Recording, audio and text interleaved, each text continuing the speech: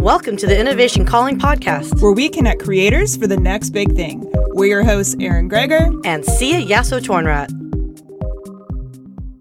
Hey, this is Aaron Greger. And it's Sia Yasso-Tornrat. And we have another episode. Before we jump into the details of this one, we want to make sure you are not sick of hearing about our upcoming event, because this is a big one. Sia, who do we have? Yes, for our next Women in Tech Leadership event series, we are hosting July 10th, Gwen Throckmorton over at Facebook. Amazing woman, amazing story. Obviously, we know the company, so join us at innovationcalling.com. And Sia, what's her title?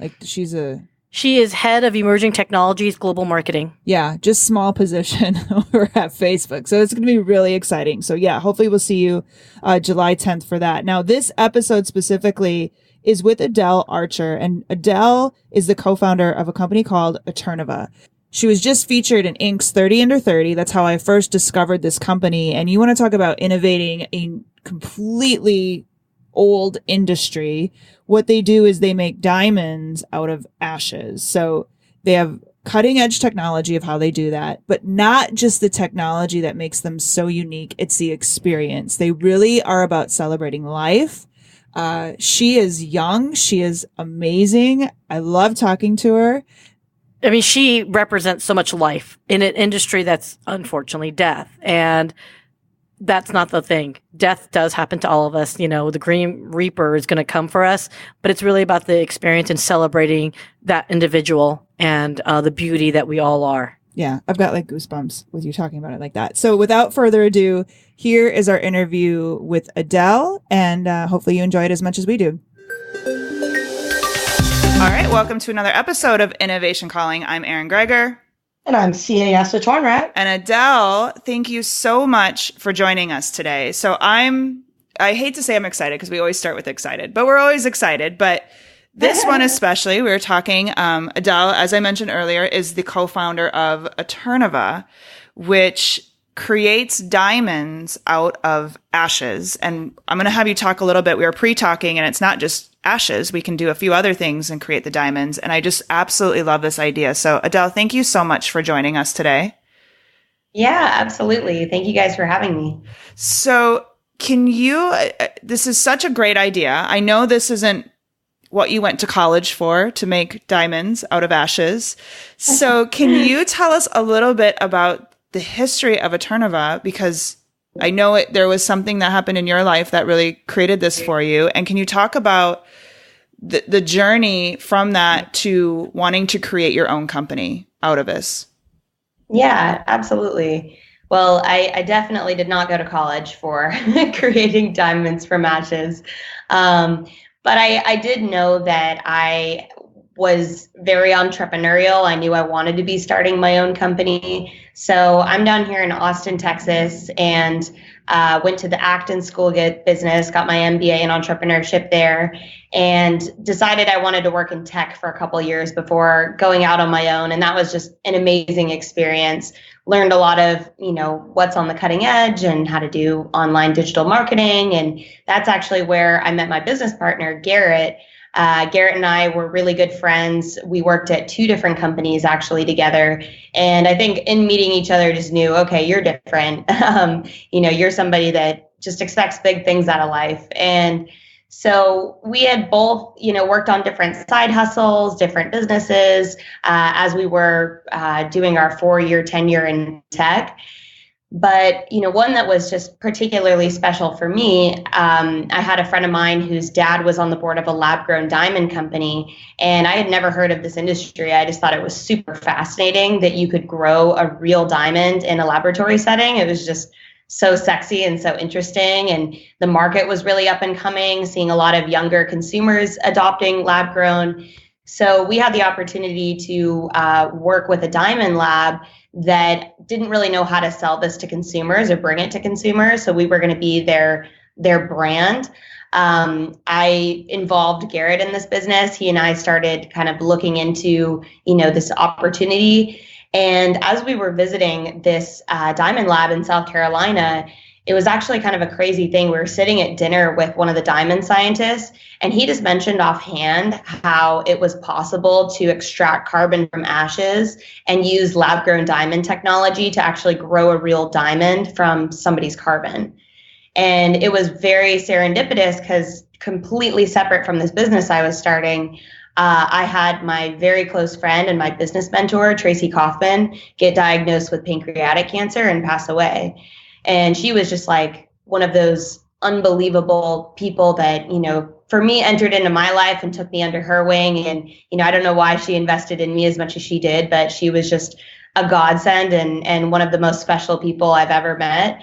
And so when Tracy passed, her family was just really lovely, really gracious. She didn't have kids. She wasn't married. So they just gave some of her ashes to everybody that was really close with her. And they said, hey, go do something meaningful with this that you think Tracy would like, that feels meaningful to you. So as soon as that guy said that I could literally create a diamond from her ashes, I knew right away that's what I had to do.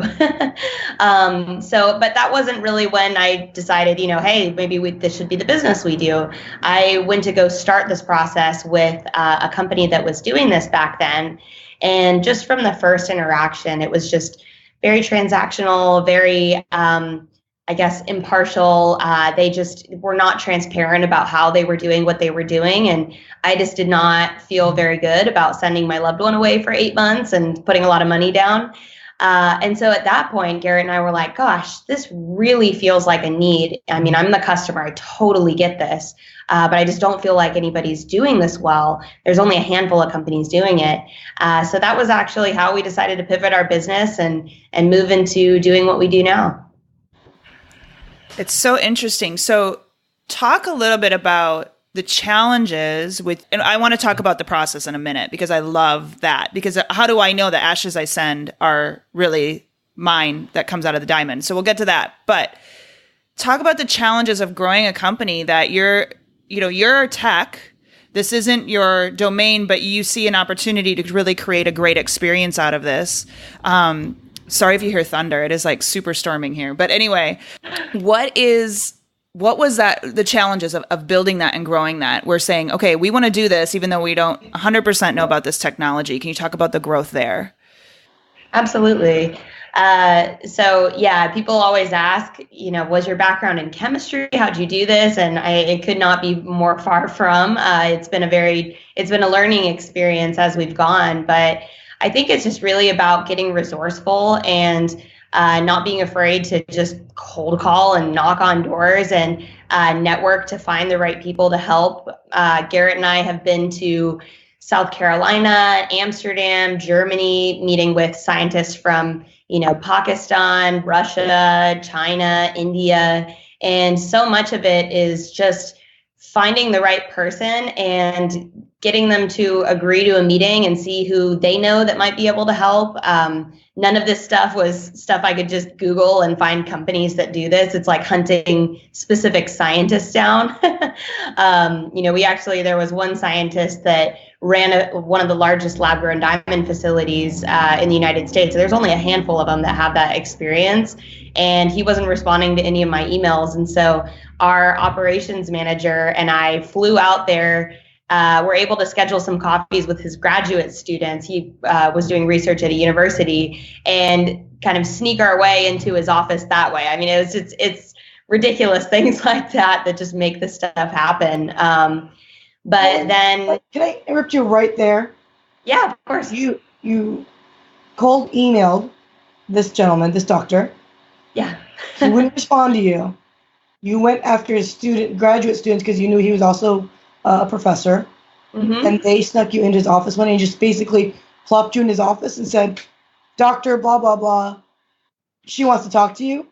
That's how it happened? That's exactly right. Yeah. How did that go?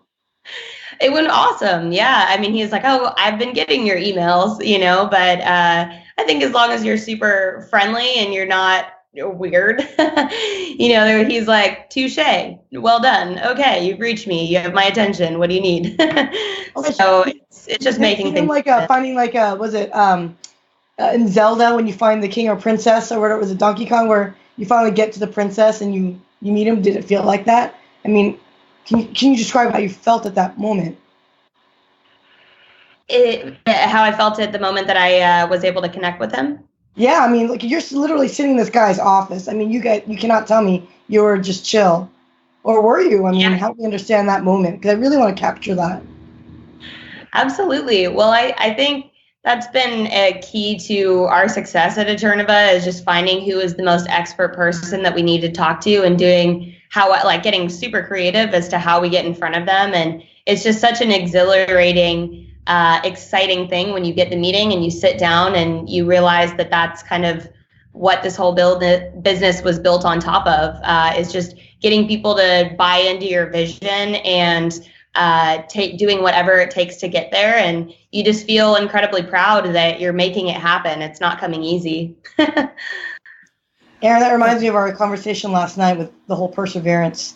Well, and I kind of want to go into that because before we get into the technology, because there's a lot to talk about how you've made this really into a tech company, but I want to go into you as a person because you are driven, you're young. Are you 28? Is that 28? Right. Yeah. And you're co-founding this company. So you're obviously not letting age get to you. Have you run into any bumps on this? Are people taking you seriously? You're driven, so you're getting in there if they're not. But can you talk about your age? Because I know a lot of, especially women, will say, well, I can't because fill in the blank, and we can use whatever. So can you tell us about how you've used age to your advantage and any bumps you've come across building this company at such a young age and doing so much at such a young age? Yeah, absolutely. I'm in the diamond industry, which is like a very machismo, kind of old school industry. So it has been a lot of kind of earning my stripes and earning my respect.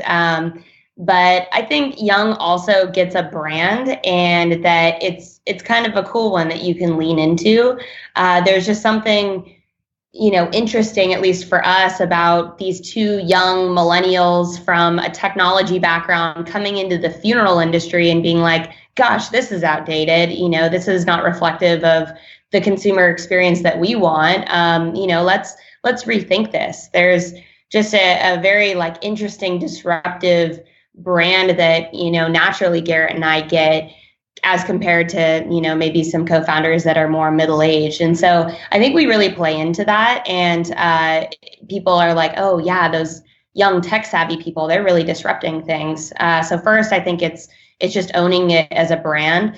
And then second, I think it's also, I was kind of thinking how grateful I was with all of the wonderful mentors that we have. And we actually just raised a seed round of funding, and our entire round are only angel investors, and more specifically, very successful entrepreneurs in Austin that have had, a couple $100 million exits, every one of them. And I honestly don't know if all of them would be so excited and so bought in if they didn't, see a lot of potential in Garrett and I, or see themselves, in us as kind of younger versions of themselves. And so I think there's also kind of there's a cool opportunity that you can reach people you really respect, and they're like, wow, who's this young person getting after it? I want to help them, that I don't know if we would get if we were in our 40s or 50s. So I think, yes, you have to deal with some, people not always taking you seriously. But I think if you're confident and you prove yourself, you just show that you demonstrate that you're capable. Results, speak, by themselves. And then I just think there's some advantages also to be had. So it's pretty cool. I absolutely love you. Thanks. Just out of curiosity, are your parents driven like you are? Yeah. My mom is an entrepreneur. And so I really did watch her as I grew up. Like she did it the hard way. I think I was blessed in having a great education and getting to go to business school and getting a lot more opportunities. Like she just, really was kind of the school of hard knocks. Just didn't have more than a high school degree and just built herself up and has done so many amazing entrepreneurial things. And so she taught me how to sell early on. She would, literally make me go door to door selling her advertising magazine, which was pretty funny when I was like 12. And then my dad is a pilot actually for a commercial airline. So I think from my dad, I had the opportunity to travel a lot and see the world. And, that's really impacted my worldview. So yeah, my parents have been very influential. That's awesome. Now, the technology of the company, can you tell us, we've got the experience side, but what's different about the technology, or what's happened that allows us to do, make diamonds out of ashes? And tell us too about, you'd mentioned before the call, making diamonds out of like dog hair. Mm-hmm. Can you talk a little bit about what's changed, what's allowing us to be able to take advantage of this? Yeah, absolutely. So what's really intriguing about this process is that it's not just growing a diamond. There's actually 7 stages to our process. It takes about 8 months. It's unbelievably precise, and we're working on every single person individually, one at a time, a super bespoke process. So a lot of people will, without understanding how our process works, thinks it's similar to growing lab-grown diamonds, but it's really not. I mean, they're growing them in large batches, hundreds of diamonds at a time. They actually use a different method of growing diamonds than we do. So we use a particular kind called the HPHT, while most of the industry is CVD. But anyway, so it's a very high bar that we set. We video our whole process end to end, so our customer can see what exactly we're doing. And it starts with purifying the ashes or hair, as you mentioned, hair or fur. So that could be a loved one or a pet, into carbon. And we need it to be a super, super high level of purity. That process in and of itself takes almost 2 months to do. And then once we extract the carbon from the or from the ashes or hair, then we're growing a real diamond from it. So high pressure, high temperature, just like a diamond is formed under the earth, we're replicating that in a machine. And what's really kind of unique is that our customer will come in telling us exactly what color, what size they want. And so we're needing to grow a diamond from their personal carbon, which is very hard to do. It's not like working with a regular carbon source. And then have one that's clear enough and, high enough quality, because there's inclusions like every diamond, to be cut and polished into exactly the diamond that they ordered. And so we work with master cutters in Antwerp. We have some of the best scientists in the world that are working on our loved ones' diamonds. So it really is kind of a tiger team of the best people that allow for us to do this. It's a combination of different technologies and then, a very particular, very precise process that makes this happen. So I have a question then, because I've done research on this and I'm absolutely so stoked that we're talking, because I'm actually interested in doing this for myself for various reasons. I guess my understanding was, depending on the human body and the carbon that is, what we leave behind in our ashes, I thought that affected coloring. Are you saying your process can make us all basically white diamonds, clear diamond or whatever, and then you can, if we want it to be yellow or red or black, you could actually modify that? Or is it based on my carbon? Maybe I ate a lot of pasta over time, and I know it's not the case. But what I'm saying is, whatever my carbon makeup, or not carbon makeup, but my ashes makeup, do you guys overcome that coloring issue? So, that it influences it to a very small degree, but not a whole lot. If we're just growing a diamond from only carbon, it's going to come out colorless or white. If we are adding a little bit of boron back in, the body does have boron, it has nitrogen in it. But when we go through a purification process, we are just extracting the carbon. So adding a bit of boron back in makes it blue, nitrogen yellow, and then we can treat a yellow diamond to become any of those colors that you mentioned: black, green, red, pink, purple, brown, orange. So yeah, lots of options. And it's cool because, I think this is one of those things where our colorless diamonds are probably our least popular diamond. Most people are doing a colored diamond because they're trying to think of what would really be representative of my loved one. When I'm wearing their diamond every day and I'm looking down at my hand, what color is going to kind of remind me of them and bring up those positive emotions and, allow me to have that connection point. So blue is one of our most popular, people matching it to their loved one's eye color. I was just going to ask, can you do like purple and orange? And the only color that is a little less predictable, a little harder to replicate, we can do orange. Yeah. That's cool. Yeah. So with your I know the process makes you unique, just like, the video. And what about the actual, how you make the diamonds? So what is proprietary for you? Is it just the process, like, of how you video and you take them on a journey, or do you do things differently too from your competitors and how you actually make the diamonds? So, I think that the technology, while the technology is incredibly complicated and, takes a very unique team to be able to produce unbelievably high quality diamonds, there's not a whole lot that we do. We're going to be bringing a lot of our diamond growth over to the United States. Currently, we have an amazing lab in Germany, but we also want it to be more accessible to where people can be visiting a large facility here in Austin. So as we do more of that, we are going to be hiring additional scientists in-house and, have a research and development team and be pushing the boundary on what's capable with our technology, growing even bigger diamonds, things like that. But, what our business is really built around is not being a diamond company. We're in the business of celebrating a remarkable person and a remarkable life.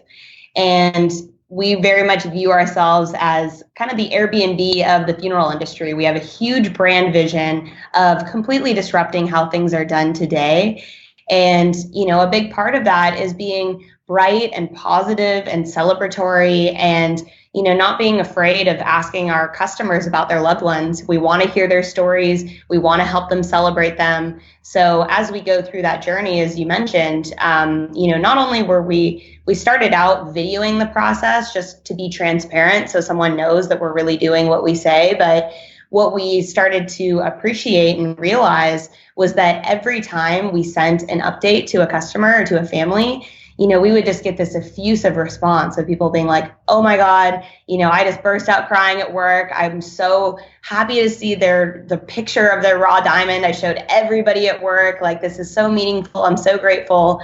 And we're like, gosh, like, that's amazing. What more can we do? And so we just kept upping the ante on making this journey to the diamond as special as the diamond itself, and just over delivering in surprise, delight, editing cool videos together, really doing celebrations of their loved one. When we start the process, we actually inaugurate their loved one to our wall and our family in the office. Originally, it was just telling our whole team who this person is, like why they're amazing, some awesome stories their family shared with us. And the more that we've started to build our social media community, we started putting that on Instagram Live and our stories. And, the families, that just means so much to them. They reshare all of our tributes to their loved ones and really see us as kind of their partner in keeping their loved one's story alive. And so our goal by the end of going through this process with somebody is to change their relationship to their grief. That by the other side, when we hand deliver their diamond at the end of the process, which we do for every loved one, that they say, wow, this was just such a cathartic experience. And as a result, I'm not suffering as much. I totally want to order a kit right now. You don't even know. You don't even know how badly I want to order a kit right now for myself. Quick question. I'm looking at your steps and, the 8 steps or 7 steps.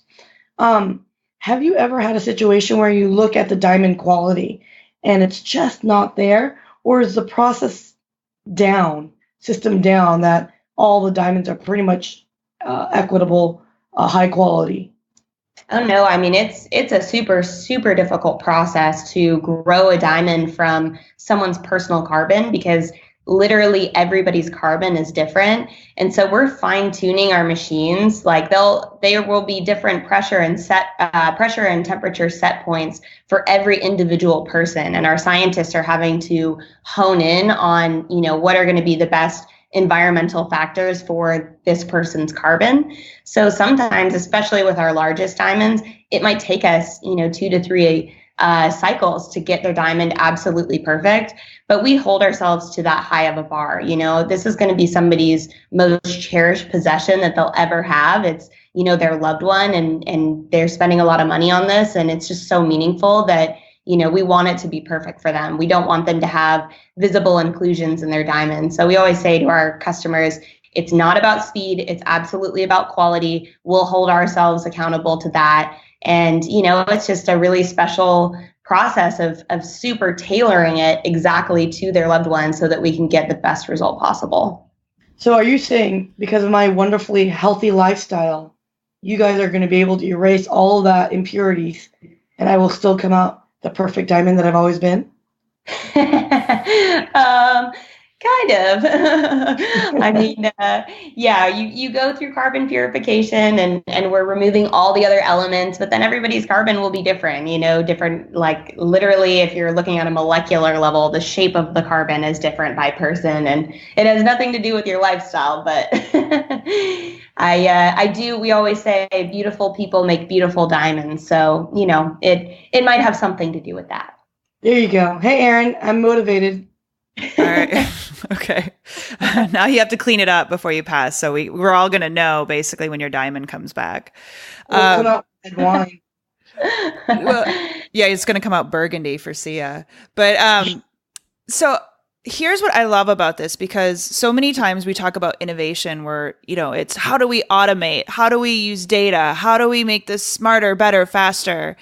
And what you've done in innovation, you've utilized technology to hit those touch points, but you've said, how do we connect again to the human being? Like, it's so cool that you're like, how do I disrupt an industry, not by using necessarily technology to make my decisions better, but how do I connect to that human?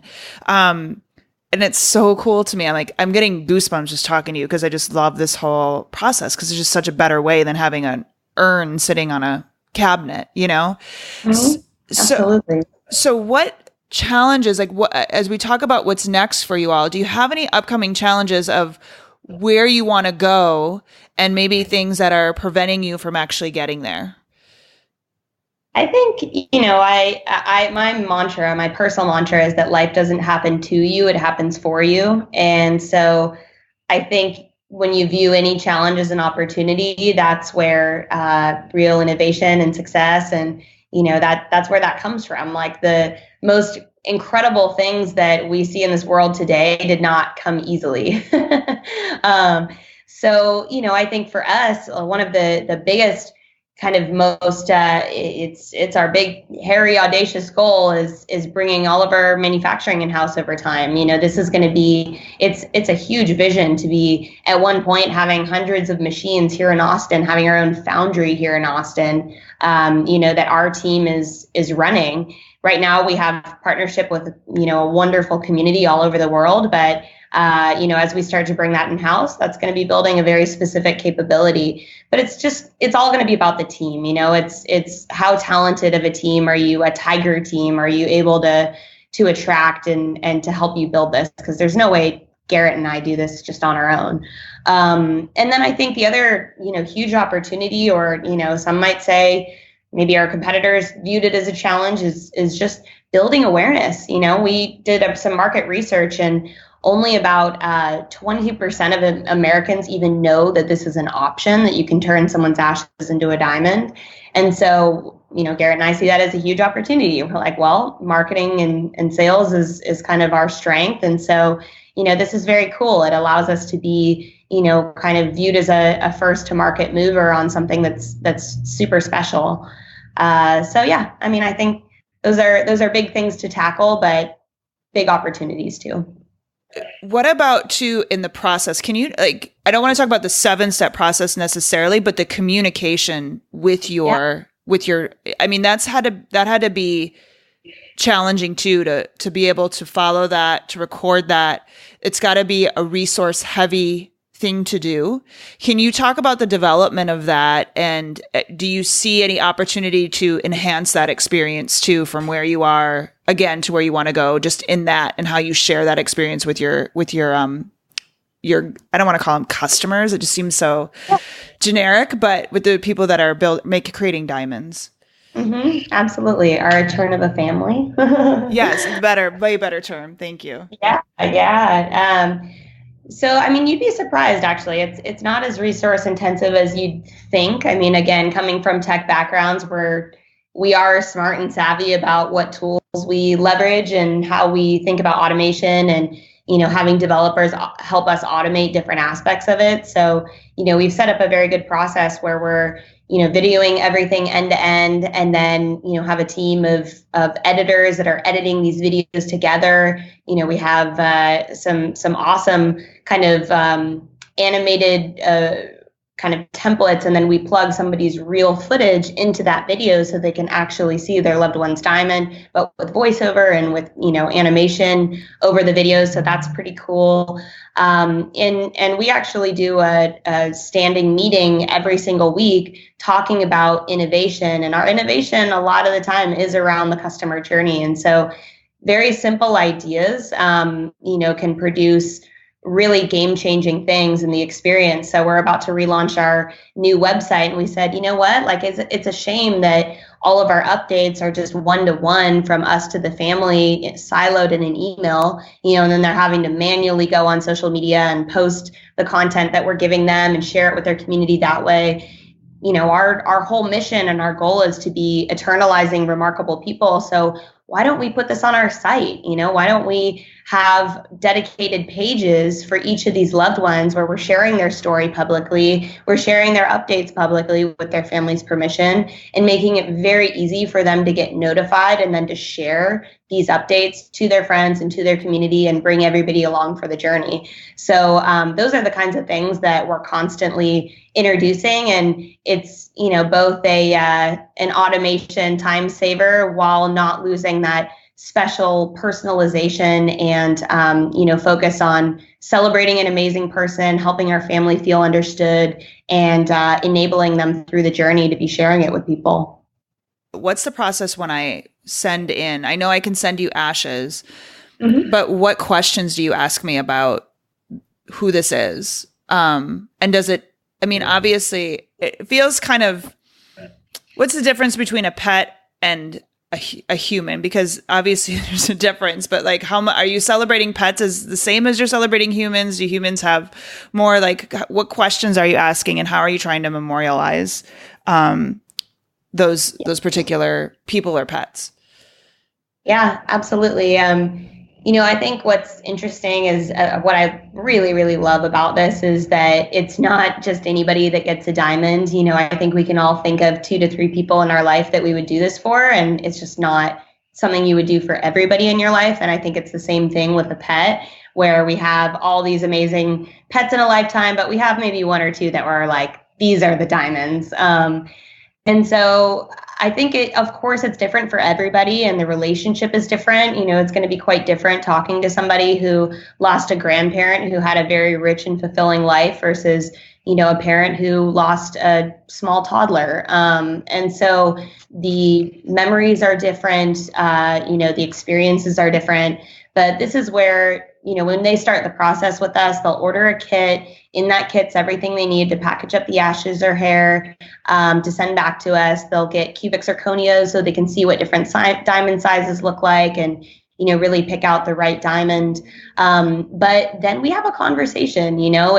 It's not all about automation. Like, this is where I think it is really important for them to connect with our team and for us to show how much we really care and to really help them, because I think when you lose somebody that was the most important connection in your life, you're in a really tough place. You're potentially in a really dark place. And so by our team, asking you like, hey, I don't care about how they died. I know people ask that, but we don't really want to know that. I want to know, who are they as a person? What were they like? Like, what qualities did you find is really special about them? Do you have any great memories that you could share with me? Like, what's a favorite time or two that you feel like just really captures their personality? And that goes for person or pet. I think everybody likes to reminisce on the good times. And when you start the process off by talking about those things, that's what we ultimately want them to associate with their diamond. Because when they get their diamond and they're wearing it, whether that's over their heart as a necklace or on their hand where they're seeing it every day, we want it to bring up positive emotions and, good memories. So it's really important that they actually talk to us about those things so that can be the experience they have when they're wearing their diamond every day. I'm going to be honest with you. Let's just be truly, like I mentioned before, we do dog rescue. Okay, I've got my favorites, but I feel like a horrible mom if I'm like, okay, I'm only going to diamondize about 2 of you. But we had talked earlier, we could combine ashes too, but we can't play favorites. Absolutely. Adele, this has been awesome. Sia, do you have any other questions we want to ask before we wrap up? I mean, I could talk to you about your business all day, Adele. I love your business, and I very highly will be your customer. So remember this mug. I love it. Absolutely. I got you. So, thank you. Yes, thank you. And Adele, if somebody wanted to learn more about your company, get the process started on some ashes that they have, where should they go? They should visit our website, www.eterneva, ETERNE, V as in Victor, A.com. And definitely check us out on Instagram. We post so many amazing tributes and heartwarming stories. It's a really fun community to be a part of. So I think Facebook, Instagram, our website, and if they're ready to get started, then they can order the welcome kit on our website. And that's really how they'll get the whole process kicked off. Awesome. And we're going to put this on our notes page over at innovationcalling.com. But for your social, is it just at Eterneva? Yep, that's right. Awesome. Yep. We'll put those links up too. Adele, thank you so much. I'm sorry. We were supposed to record this live in Austin. C and I are stuck here in a very bad storm, so that's not going to happen. So thank you for being flexible. Thank you for talking with us today. I love what you're doing so much. Thank you, guys. Thank you for giving me the opportunity to share. I appreciate it. Absolutely. Thank you.